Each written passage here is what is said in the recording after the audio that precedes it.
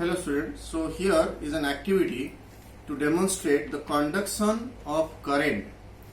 So as you know, any substance that contains hydrogen cannot be categorized as acid.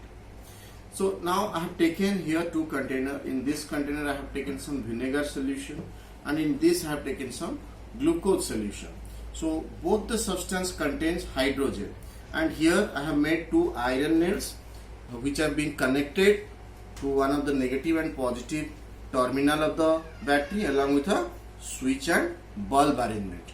So now the one which is connected to the negative terminal is called as cathode and the one which is connected to the positive terminal is known as anode. So here I am now immersing the two iron rods and they are being separated, but as we are putting on the switch you can see the bulb started glowing. That means the conduction of current is taking place in vinegar solution. And as you know, the liquid, in case of a liquid, the conduction is taking place due to the movement of ions and not the movement of electrons. So in case of solid, only that conduction takes place in the movement of electrons. So now after, then we will just wipe it up in order to see that there is no possibility of any acid or the vinegar present in it. Now the same thing we are going to conduct by taking some glucose solution. So here some glucose solution has been taken and as I am immersing this and you see the bulb is not glowing. So the bulb is not glowing.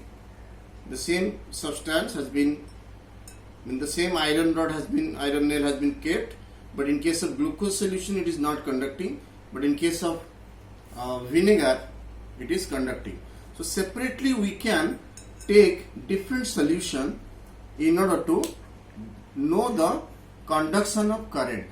So in case of acetic acid or in case of vinegar solution, the conduction is possible because the vinegar ionized into, or the acetic acid present in the vinegar ionized into H plus ion and acetate ion.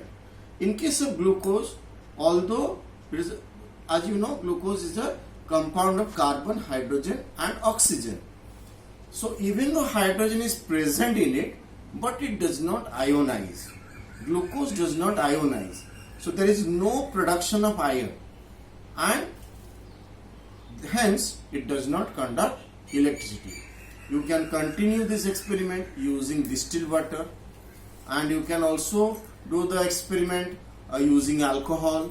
So these all are, although contain the hydrogen, but they do not ionize.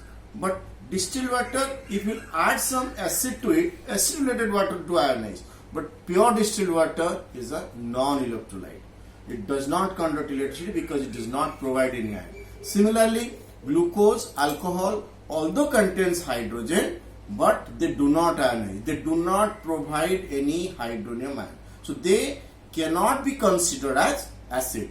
Whereas in case of your vinegar, hydrochloric acid, sulfuric acid, they do contain some acid. They provide H plus ion.